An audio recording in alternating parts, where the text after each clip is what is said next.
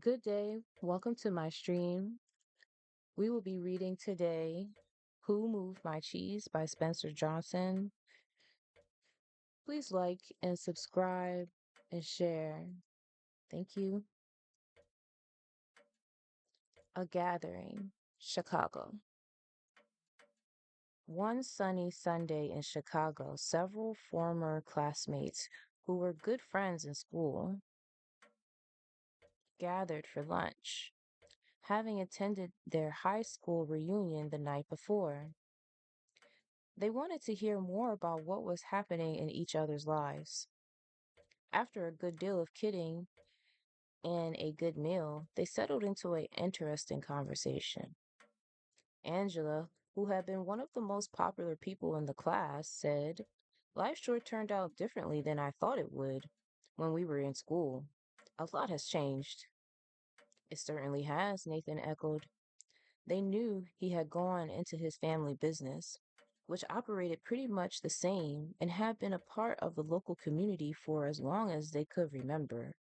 So they were surprised when he seemed concerned. He asked, "But have you noticed how we don't want to change when things change?"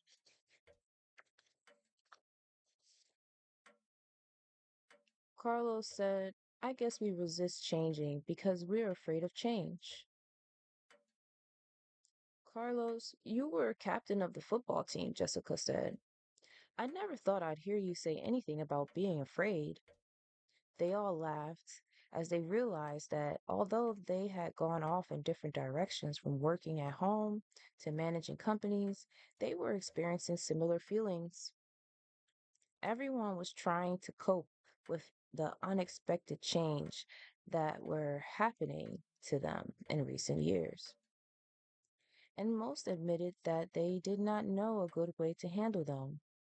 Then Michael said, "I used to be afraid of change. When a big change came along in our business, we didn't know what to do. So we didn't adjust, and we almost lost it. That is," he continued, "until I heard a funny little story that changed everything." "How so?" Nathan asked.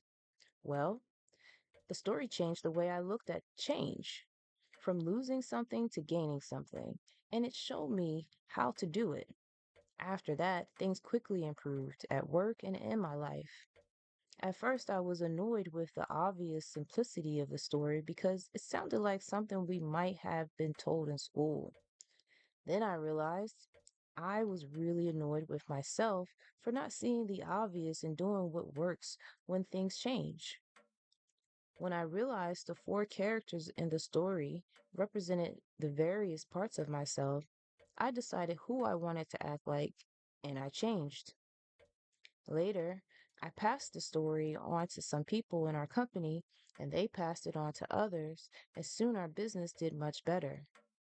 Because most of us adapted to change better, and like me, many people said it helped them in their personal lives. However, there were a few people who said they got nothing out of it. They either knew the lessons and were already living them, or more commonly, they thought they already knew everything and didn't want to learn. They couldn't see why so many others were benefiting from it. When one of our senior executives who was having difficulty adapting said the story was a waste of his time, other people kidded him, saying they knew which character he was in the story, meaning the one who learned nothing new and did not change. "What's the story?" Angela asked. "It's called Who Moved My Cheese?" The group laughed. "I think I like it already," Carlos said. "Would you tell us the story? Maybe we can get something from it." "Sure," Michael replied. "I'd be happy to.